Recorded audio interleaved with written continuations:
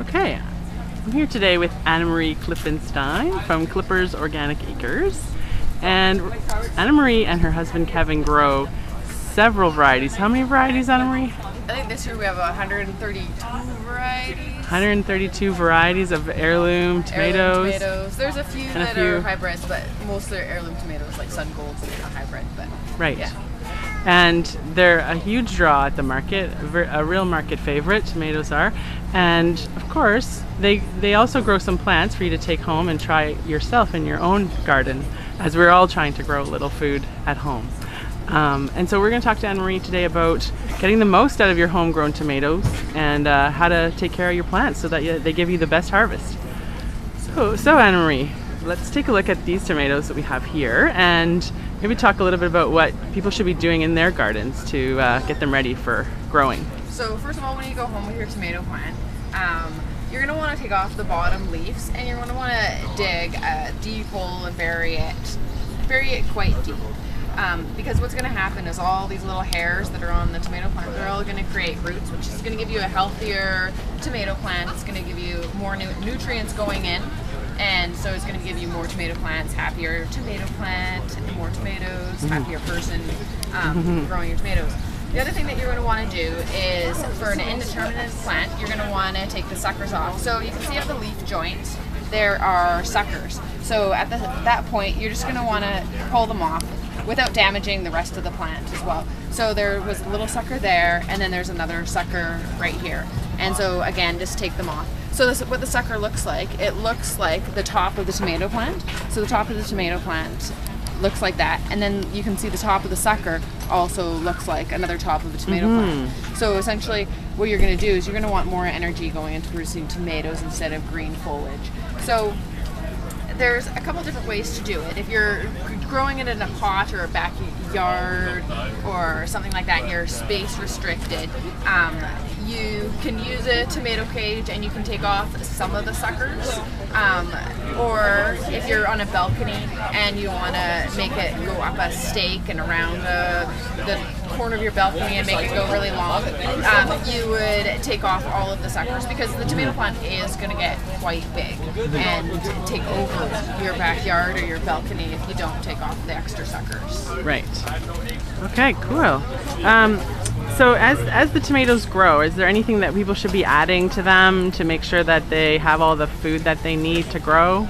So in our fields, all of our tomatoes we grow in the field. So we're making sure that we're actually planting our tomatoes into healthy, fertile soils, and we build our soils with green manure, and it's, you know, years of building the soil. And I understand that growing in a backyard or in a pot, you don't have the space or the amenities to build your soil like that. So you do have to add some kind of nutrient supplement. Good things to add would be kelp. There's also lots of people will use bone meal, as well as a blood meal or a fish fertilizer, and what that's going to do is just give that plant a little bit of extra nutrients. And the way that you know that the plant's going to want some extra nutrients is like this, the yellowing of the leaves on the plant. Sometimes naturally at the bottom the leaves will yellow a little bit, but once the leaves are, you know, they're turning yellow, the plant is nutrients starved. And so in order to produce more tomatoes and healthier plant, you're going to want to feed it something. Right. Okay. Great. Now, are there any pests or bugs that home growers should look out for, and any that they should be concerned about? So when you first plant your tomato plant out, and we have the problem every year, is little flea beetles, and they'll come and they'll make little holes in the leaves of your plants. And when you go out to your plant and you look at it every day and you see the damage being done, and it's quite devastating because your plant is in shock from being transplanted, and so it's not really growing at that point, and it's getting eaten by these little tiny flea beetles. But the best thing to do is just kind of plant it, kind of forget about it. You check on it every single day. You're not gonna notice the massive amounts of growth. It's like you have a baby and then all of a sudden he's 13 and he's like taller than you, and well, that's because you're around him every day and you don't realize how fast they actually grow. Tomatoes are the same thing, kind of thing, plants in general. So the worst thing that you can do for your tomato plants is overgarden.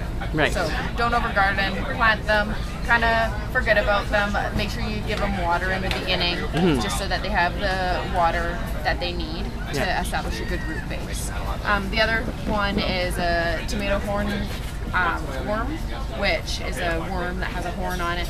Best thing you can do about it is pick them off. Are they ugly?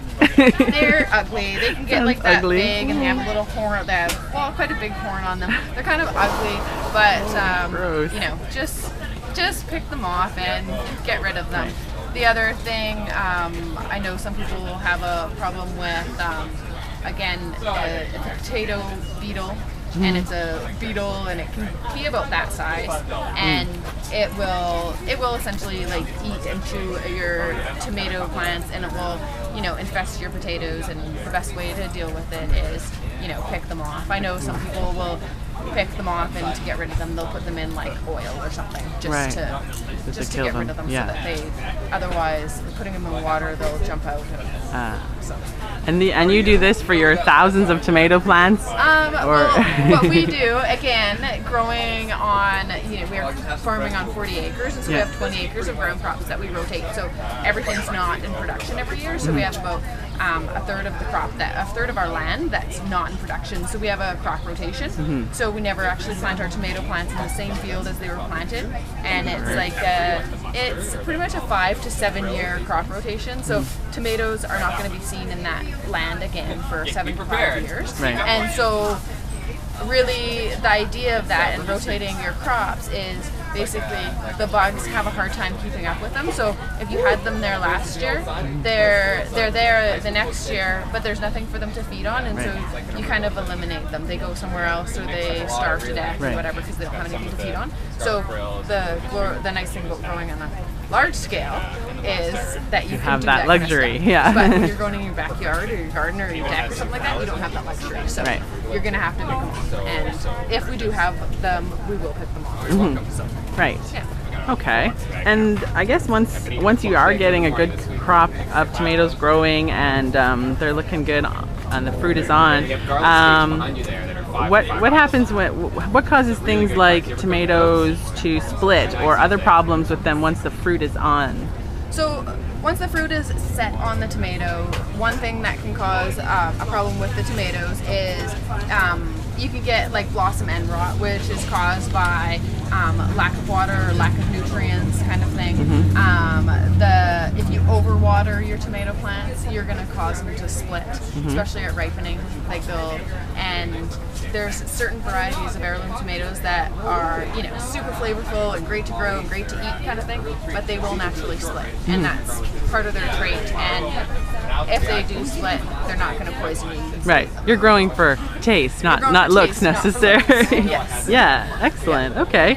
Anything else, AnnaMarie, that our home growers might need to know about their tomatoes and getting the best out of their crop? The best thing that I can give information that I could give them on top of that would be to don't over farm your tomato plants. Let them, you know, let them grow and let them be, and, you know, take off the suckers and that kind of thing. And now all we need is the sun. Yes. a nice sunny spot. Yeah. There was one other thing I was going to say is, the tomato plants, once you plant them, when you're watering them, you want to water them, and then you want to let them dry out. So you don't want to, like in the beginning they need water to establish their roots and stuff like that, but once their roots are established, you water them and then let them dry out, and then water them and let them dry out. And the reasoning for that is when you let them dry out, that's when they go into a little bit of a stress mode, and that's when they produce and they push out fruit. And so if you water them constantly all the time, they're just going to have this big, huge green vigor, and you're going to, you know, over garden your tomatoes, and you're not going to get any tomatoes off them, or very few. Right. So sometimes less is more with tomatoes. Exactly. That's great. Okay, this has been an informative tomato growing lesson with AnnaMarie Klippenstein. Thank you, AnnaMarie.